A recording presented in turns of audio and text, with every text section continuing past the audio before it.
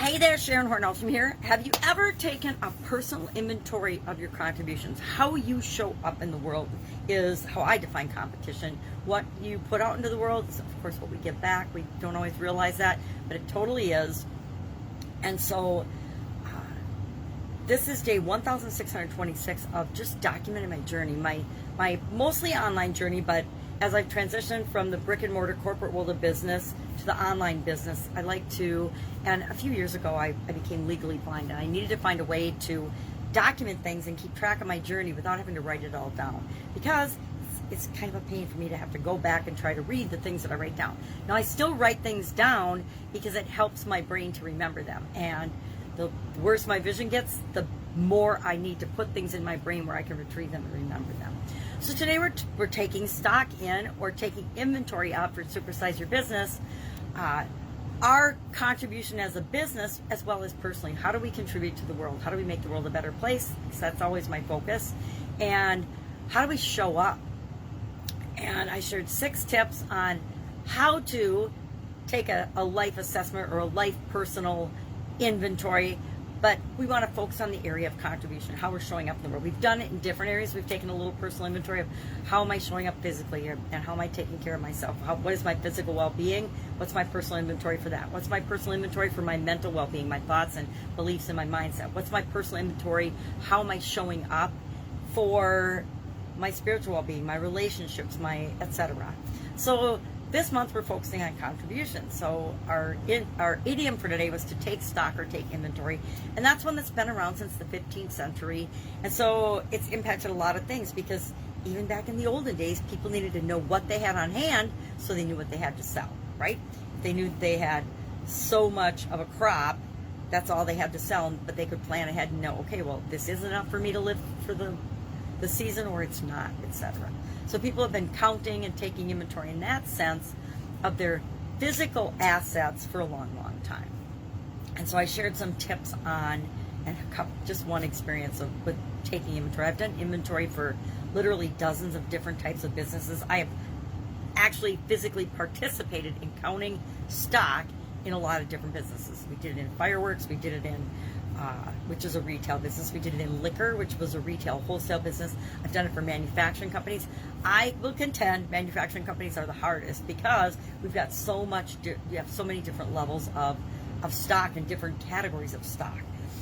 I guess probably Walmart or one of those, Amazon or something, one of those giant companies would be harder to do it than I've had to experience. But I actually used to do a physical inventory of our freezer every week for the Italian food manufacturing business. I or someone else in the business would do it. Every single week we needed to go in and count and know exactly what we had on hand, so we knew what we had to make for the next week's orders, etc. It's a small Italian food manufacturing, handmade Italian food company we ran for, 35 years I was involved in that business. I miss it, but I don't miss it, if that makes any sense. So today, take stock in how you show up in the world. Be specific, be realistic, be understanding with yourself, be accountable. If you say you're going to do something and you didn't do it, just say, hey, I didn't do this, maybe I can get better next time. And I'm sure there's a reason you didn't do it, or an excuse, but make sure then that we're carefully committing next time. Be flexible, be positive.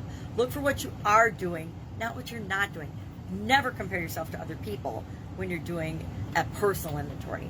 And then you can seek out, and I did share 4 different free online assessments that you can do nowadays with the internet. It's so much easier. I remember taking the old Myers-Briggs test with the dot forms, and you'd send it in, and they'd mail you your results early on before the internet existed. And now it's so easy. There's a lot of different free sites. You can just Google free personality tests, free assessment, free interest tests, etc.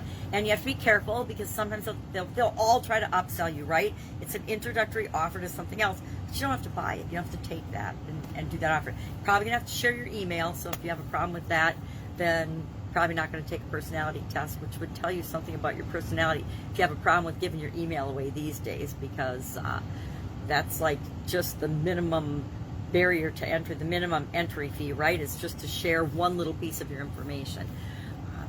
I think it's good advice, and I've never really done it or taken it, but we should have a separate email that all of the things that we sign up for goes to instead of our primary email. Because my primary email, and of course, again, given my vision challenges, I think I've got 54,000 items in my inbox at like any given time. It used to be 48,000, but then I had some challenges and slipped on it and didn't check it. Now, if you want me to see an email, you better call or text me and tell me you've got an email coming for me that is very important, or I'm probably not going to see it for maybe even months after you send it. So I am definitely not an email peruser. I don't check my email every day. I only check it when I know I need to verify something. So I love email, but but each of us have different ways of communicating, and email is no longer my favorite way to communicate because of personal reasons, right? Personal reasons, and that's what everything is always. We do everything because of personal reasons, and we set up our life so it works for us.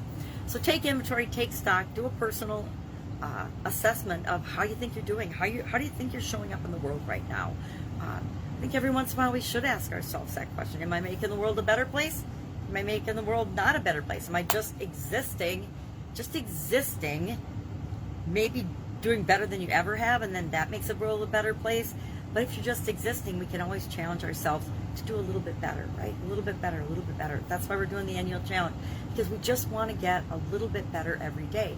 And that doesn't have to be in giant ways.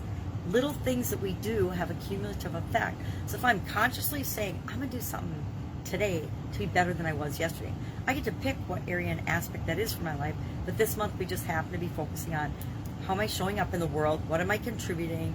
How am I adding value? How can I be of service to other people? To me, those are all definitions of contribution. So if I spend my time and energy with people, if I donate to charity, if I help out with something, with a project or something, if I share something for free, if I give value to the world in some way, shape, or form, then I am contributing. And you just get to define that for yourself. So I'm going to go contribute and get some things done today. If I can help you in any way, ask. Otherwise, I will be with you tomorrow. Have an amazing day. Go see what you can do to make the world a better place.